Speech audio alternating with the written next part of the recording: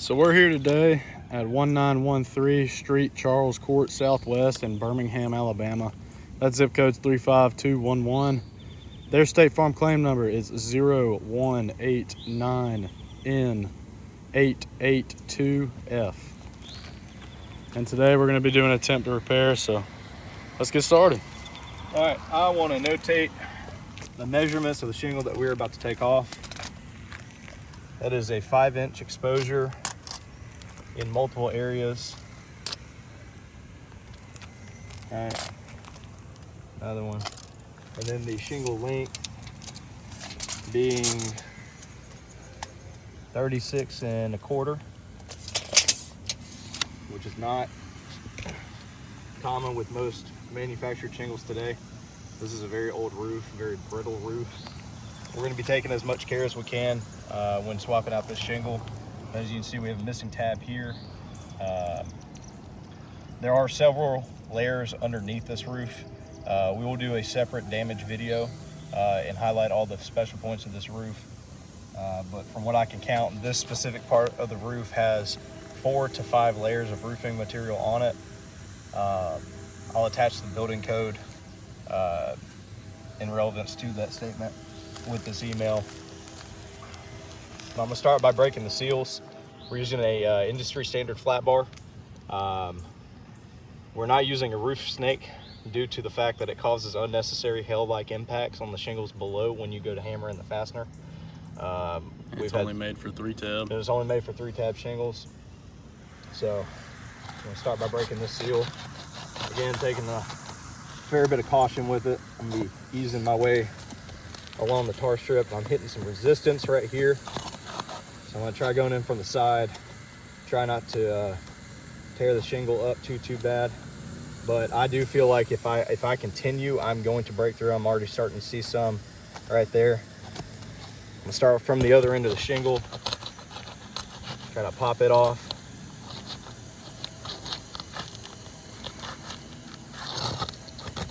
Now I'm underneath the tab. I'm not even underneath the bottom part of the shingle.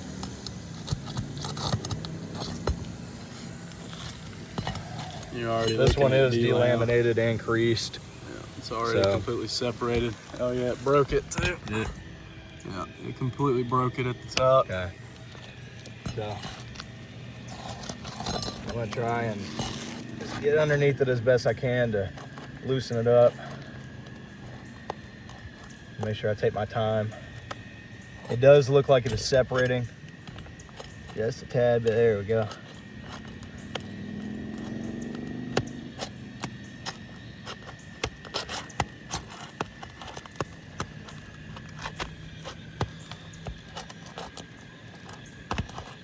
All right, that seal is busted.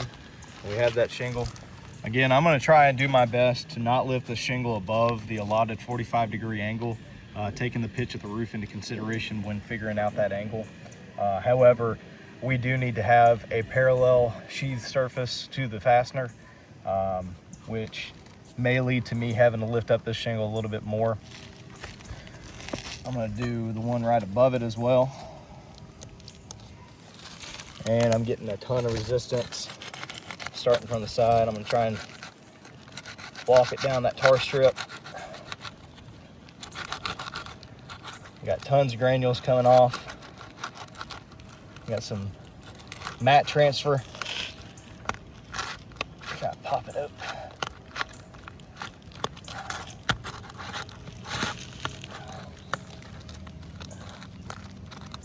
Got some delamination occurring right here with this tooth. You can see it's going to take away from the water shedding capabilities. And then we also have a tear in the matting right here from excess pressure having to be used. Definitely shouldn't be this hard to take off the shingles tar seal. And since this one overlaps just a tad bit, I'm going to have to break this one as well. Get under it. There we go. Checking for mat transfer.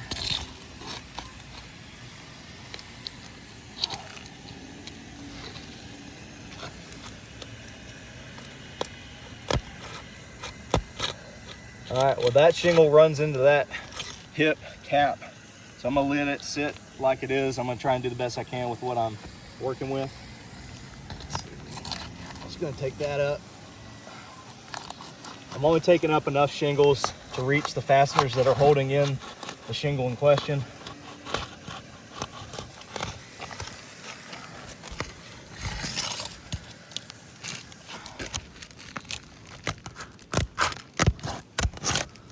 Got some more delamination occurring right here. It's not a lot, but it's still there.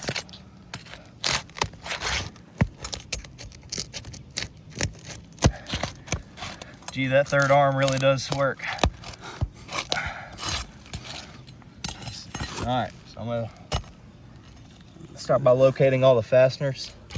So we got 1, 2, 3, which all of these fasteners have visible rust, letting me know that the tar seal has been compromised. Oh, wow. And we have moisture. Look at that. There you go, you got some mat transfer right there. I think there's some more down here. Yeah, that's a large chunk. Yeah, look at this nail right here. Chunk missing. Oh, wow. Yeah. So somehow water has been getting underneath these shingles, allowing to rust out these fasteners. That could be part of the explanation for the leaks that we see inside.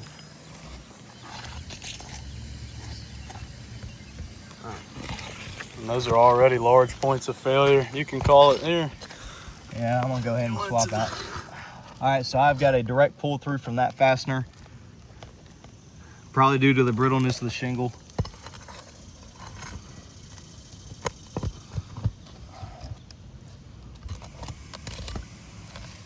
Look at that nail. Look how rusty that bottom is.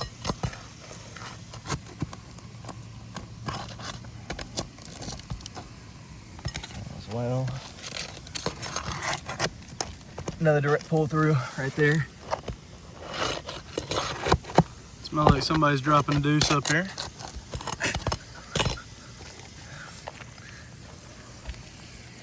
And look at the mat transfer on these fasteners. I'd just point that out too. I mean, it's taking large chunks of these shingles with them. Man, we really are. We're directly downwind. Yeah. Smells like we on a roof. Let's see. And another direct pull through right here as well. And I'm starting to feel some resistance, some very serious resistance right here, just by lifting that shingle up that much. So I feel like any more and it's already gonna start delaminating like that. And that, my friends, is not, I mean, that's not even a finger's distance. Nowhere near that 45-degree angle. So,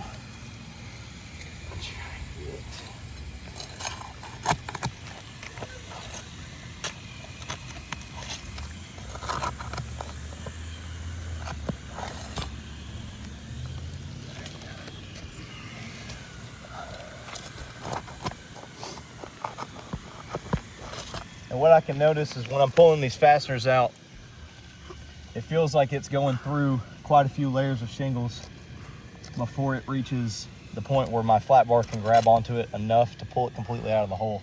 Meaning that between this shingle and through all the other layers into the decking, I doubt that nail is long enough to penetrate that decking. I'll also attach the code where it states how much of the fastener needs to be exposed on the underside of the decking once being done. Let's see. Another nail hiding somewhere. Right there.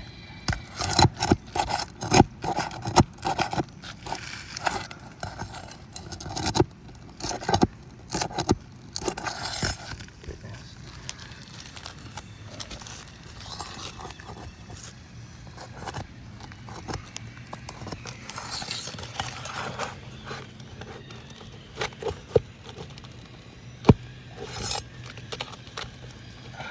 So many layers.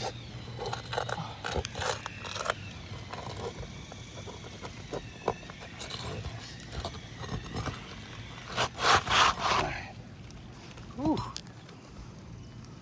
Yeah, I've seen some better days. I just want to do a quick comparison between the shingle that we're going to be going back with. You can see I can manipulate this shingle a good bit and it doesn't cause any damage to it.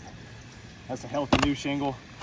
This one, any kind of flex or anything, oh, there it is. Yeah. That delamination right there.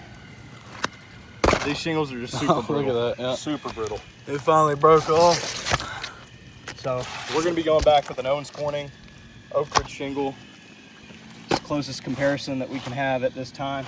You can see the difference in measurements to these shingles as previously stated. Now, manufacturer recommends, right, we don't cut shingles anywhere other than hips, valleys, and rakes. So this being in the middle of the field, far enough away from this hip, by manufacturer's code, we cannot cut these shingles. So please take that into consideration. But for the purpose of this repair, we're gonna be overlapping the shingle. Make sure that we seal up what we've done so far.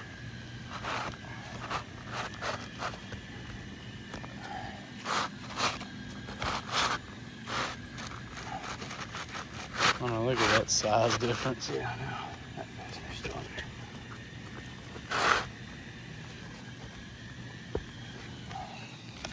So, and I also want to point out the exposure by using the guideline on this shingle. You can just see the difference in the exposure. So, like I said, doing the best we can with what we got. Not proper by any means. All right, so I'm gonna start fastening this shingle in. We're just using standard 1.25" roofing nails. And again, I'm gonna try and not lift this shingle up as much as possible, starting from the top and working my way down.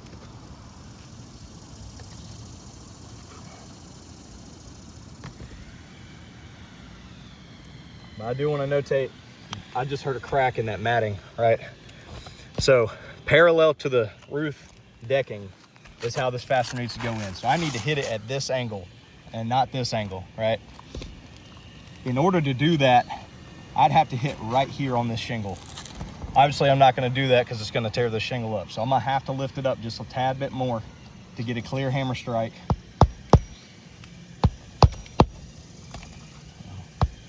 I'm already having difficulties because I'm trying to be careful.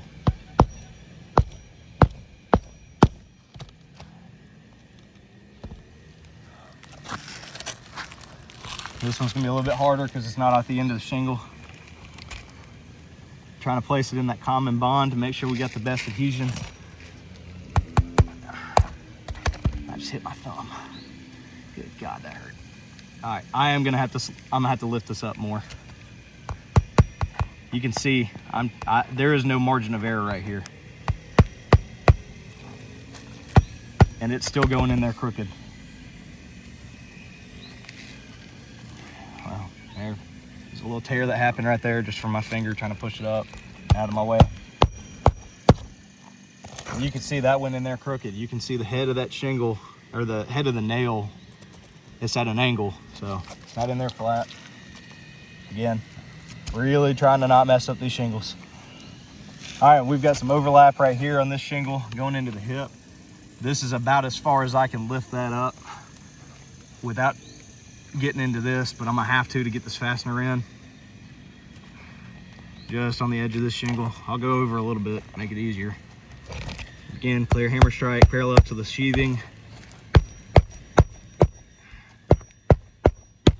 That's in there crooked.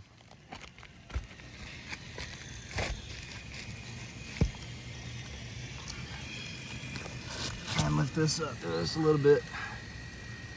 Again, going into that common bond.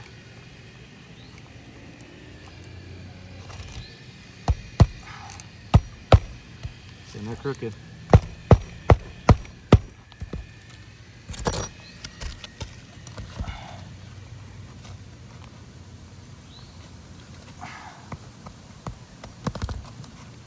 God, that thing's tight, dude.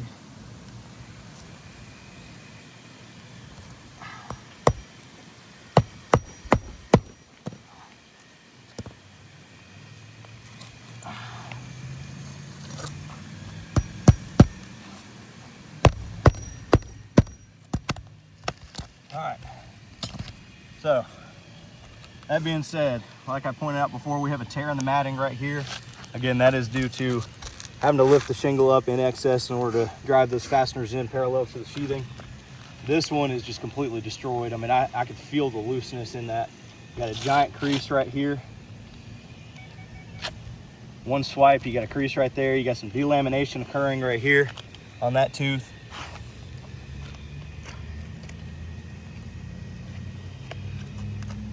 That one's loose right here on this tooth. You can see it's kind of bowing on itself from where it's creased along this line.